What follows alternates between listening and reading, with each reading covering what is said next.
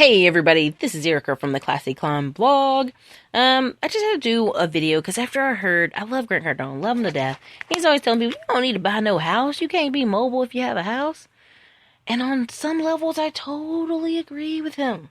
I agree with him. Now, I'm not saying, listen, I'm a realtor. I want you to buy a home, okay? I want you to live your American dream. Because at the end of the day, majority of people will not save their money. They will not invest it, but they will pay their mortgage. So they will have that when they die. But this is the thing. So many cities right now. And we talked about the boom cities on many other videos. Austin, Nashville, Denver, Salt Lake City, Raleigh, Charlotte, Atlanta. A couple other places are boom towns, of course. And California, which I never recommend anybody go to California. Seattle, Portland, that kind of thing. But what's happening there is ridiculously high rent. Rent that could get you probably a 4-bedroom house in some of those cities. Right now in Austin, you can go on MLS if you want to, but every single house is pending. Why? 1, it's tax season. 2, the city's rent is ridiculous. And they don't have to stop being ridiculous because 168 people move a day. 2,000 move a day to Houston, so imagine how the rent is down there. But luckily, in some parts of Texas, you can get a house in Dallas suburbs and Houston suburbs for $125,000. That's 3-bedroom, 2-bath, huge little mini McMansion, right? And people are gonna go, man, bump this apartment that I'm paying $1,500 to $3,000 on. I can go get a whole house for maybe $1,000 a month, maybe $1,200 a month. Save myself the trouble, right? Now, on one hand, I'm like, yeah, you can save some money, but the amount of house you're buying, do you even plan to stay in Austin 20-some years? Probably not. A lot of people, being on a job 2 years is considered long-term now. Now, I know ladies who've been on jobs 13 or 14 years, and that's awesome. But the average American, if they're on a job more than 2.5 years, they're considered long-term. 6 years is considered forever, I guess. So, it's not uncommon when I was in Austin to see people go, hey, I just moved from here. Now, a year later, I'm moving to Denver, or I'm moving to Salt Lake, or I'm moving to Nashville. Because the way jobs are. And the way people will now move for a job, and they're okay with it. Because they realize, if they're married, they have their married couple to go with them, and, the city moving is not that bad. Or if they're just a single person, they know they can go meetups, go join co-ed sports teams, go join a church, and boom, here you are. In a whole nother environment with a new set of friends. So look, should you buy a home, stay or go? That's what this one's about. And this is what I tell you. Right now, in parts of North Carolina and Charlotte and Raleigh, you can get a little tiny house, 3-bedroom, 2-bath, maybe 1,000+ square feet, for anywhere from $45,000. And we're not talking about brand new homes. We're talking about a little bit older sometimes. And townhouses. $45,000 to $75,000. Do you know how tiny your mortgage will be with a $45,000 house? Do you realize there are people riding around in BMWs and Audis that are equivalent to $45,000? Do you know what I'm saying? And Mercedes and stuff like that. And so when people say, I can't afford to buy a house, but they run around in a brand new BMW, I kind of laugh because I go, well, you can afford some type of house. Not a $400,000 house, not a $300,000 house, but maybe a $45,000 house. And I have many friends who, when they first left college, their parents were smart enough to go, yeah, you can't live here with me, but here, let me help you get this little $20,000 house or this little $40,000 house around the corner from me in North Carolina, the edges of the town or near the town or on the edges of an up-and-coming area.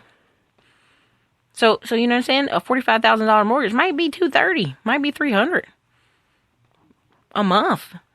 You telling me you can't afford $230,000? I know what Grant Cardone's saying. I get it. People tying up all their money in a $500,000 house, yeah, that's stupid. But a little $45,000 house, a little $75,000 house, and you're making $60,000 a year, get that out of here. If you make those payments, plus, let's say you want to get that bad boy paid off. I'd say treat it like a car. If you have the wiggle room in the capital. If you're a married couple, come on. $800 a month on that bad boy for what? 60 months? And it's done. It's done. I mean, And no, let's be honest. It's not even going to be 5 years. It's going to be probably what, 4 years. $800 times 4 years. What is that? You think about it. Yeah, because you'll be big and still making your monthly mortgage payment. So in 4 years, that house could be done, paid off, done. Now people are going to say, "Where could I want to travel and I want to blah blah blah, I want to blah blah." Well, then get a townhouse, get something you can turn around and rent out. That's what roommates for. That's what all these different options for. I know people right now in Austin and in Dallas who bought a little $125,000 house on the edges of the city in the Dallas suburbs, one in Round Rock, if I'm not mistaken, and they rent the other 2 rooms out. They don't pay any mortgage. They're teachers. They don't make that much money. So, I get it. I get what Grant Cardone's saying. I get it. You want to be nimble. You want to be flexible. A new opportunity comes up. But that's an employee mindset, dude. I mean, to some degree, it's an employee mindset. If you're a business owner, you don't even think like that. You go, I'm out of here. You'll sell it or you'll rent it out. You'll keep it moving. I mean, here's even the bigger thing on that. Ramit Sethi owns 2 places. One in LA, one in San Francisco. Even, what's his name? Tim Ferriss, 4 Hour Workweek. He had a house sitting empty for like 10 months while he traveled. And everybody was like, rent it out, rent it out, rent it out. And he was like, no. It's just not that serious. It's a house. I'd spend the money anyways. He was saying in retrospect, he's like, it's like $14,000 a year that I'm just holding it empty. He's like, I don't have to make the money back the same way I lost it. I'm sorry, that part was said by Ramit. He's like, I don't have to make the money back the same way I lost it. Because in the grand scheme of things, when Ramit Sethi made $5 million, having a house sitting empty that he paid a mortgage on that only probably came out to, $20,000 a year in payments, he could not care less. So, I mean, this is where we have to think about.